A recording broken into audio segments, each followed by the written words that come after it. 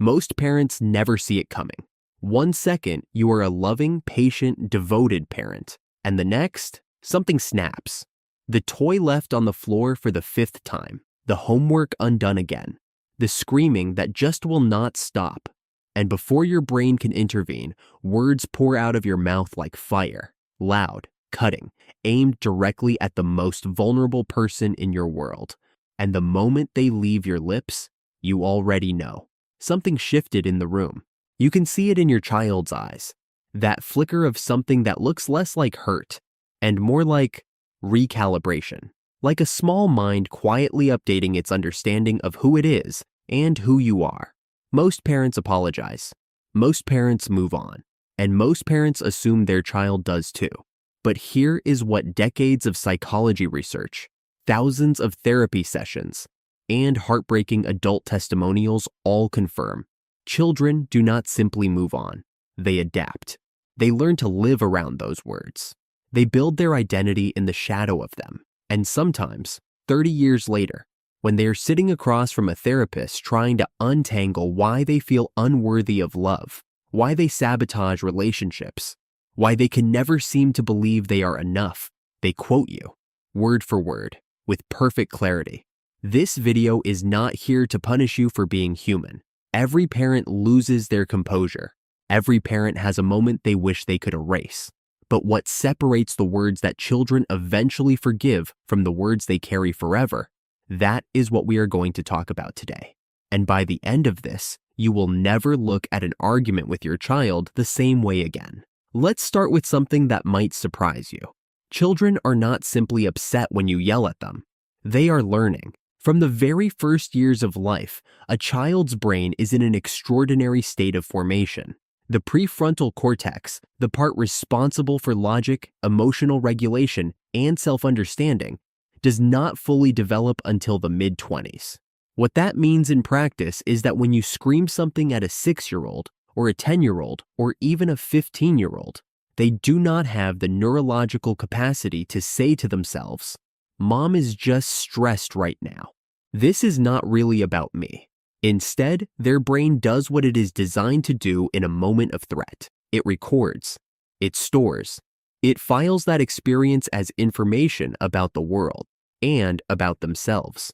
That is not a flaw in your child. That is biology. But it is biology that every parent needs to understand because it changes everything about the weight of the words we choose. Now, the words. The ones that cross a line, most parents do not even realize they are crossing. The first category is what psychologists call identity attacks. These are words that do not comment on a behavior. They comment on who the child is as a person. You are so stupid. You never do anything right. You are impossible. I don't know what's wrong with you. These phrases feel, in the heat of the moment, like exaggerations, like venting. Like something any reasonable child would understand is just an expression of frustration. But a child does not process them that way. A child hears "you are stupid" and begins, quietly, privately, without telling anyone, to wonder if it is true. They test the idea against their experiences. They look for evidence. And children, being children, almost always find some. A bad grade, a clumsy moment, a misunderstood joke, and the word you threw in anger becomes a belief they constructed entirely on their own, with you as the original source. Adults who grew up hearing identity attacks describe a very specific kind of internal monologue, a voice that sounds suspiciously like a parent, that shows up before job interviews, before first dates, before they try something new. A voice that says, "Who do you think you are? You always mess things up." They have tried for years to silence that voice, and they cannot, because it was installed before they had any defense against it. The second category is perhaps the most quietly devastating of all: conditional love statements. "I can't believe you are my child. I expected so much better from you. Your brother would never do this. Sometimes I wonder if I even know who you are anymore." These words do something uniquely cruel. They do not just wound. They create uncertainty. And uncertainty about whether you are loved by your parent is, to a child's developing mind, one of the most destabilizing forces that exists. Children need to know Not just feel, but know with absolute certainty that their parents' love does not fluctuate with their behavior. When that certainty is disrupted, even temporarily, the child does not simply feel sad, they feel unsafe. And a child who feels unsafe at home will spend enormous amounts of psychological energy trying to earn back safety, sometimes for the rest of their life. This shows up in adults as people-pleasing, as an inability to set boundaries, as a compulsive need for external validation, as romantic relationships where they keep trying to be enough for someone who treats them exactly the way their parent once did, because that dynamic feels, on some primal level, like home. The third category is abandonment language. I've had enough of you. Get out of my sight. Keep this up and see what happens. I am done. In the mind of a child who is completely dependent on their caregiver for survival, these words are not metaphors. They are threats. And the fear they activate, the fear of being left, of being cast out, of losing the person they need most, is primal. It does not respond to logic. You can tell a 15-year-old, of course I don't actually mean I'm leaving, and their nervous system will not believe you, because their nervous system was not built for nuance. It was built for survival. And you just said you were done. Adults who heard abandonment language growing up often describe a specific pattern.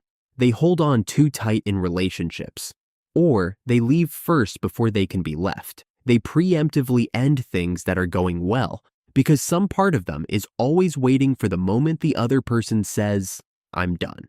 They learned that abandonment was always one mistake away, and they have never quite unlearned it.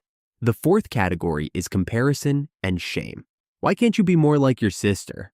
Look at what other kids your age are doing. You should be ashamed of yourself. I am embarrassed to call you my child. Shame is one of the most studied emotions in developmental psychology, and the research is consistent and sobering. Shame does not motivate children to do better. It motivates them to hide. Children who are regularly shamed do not grow up thinking, I need to work harder. They grow up thinking, I need to make sure no one sees how bad I really am. They become experts at concealment, at performing competence while secretly believing they are frauds. The psychological term for this is imposter syndrome, and its roots, in the vast majority of cases, trace back to early experiences of shame delivered by someone the child loved and needed most. Now, you might be asking yourself, is any of this fixable? If words cause this kind of damage, is there any path back? The answer is yes, and it matters deeply that you hear this. The research on repair is as compelling as the research on damage. Children, even children who have heard terrible things, show remarkable capacity for healing when the adult who hurt them is willing to do something most adults find extraordinarily difficult. A real, unconditional, non-defensive apology. Not, I'm sorry you felt hurt. Not, I was stressed and you pushed me. A genuine acknowledgement. What I said was wrong. It was not true, and you did not deserve it. Those words, delivered with consistency and sincerity over time, can do extraordinary work.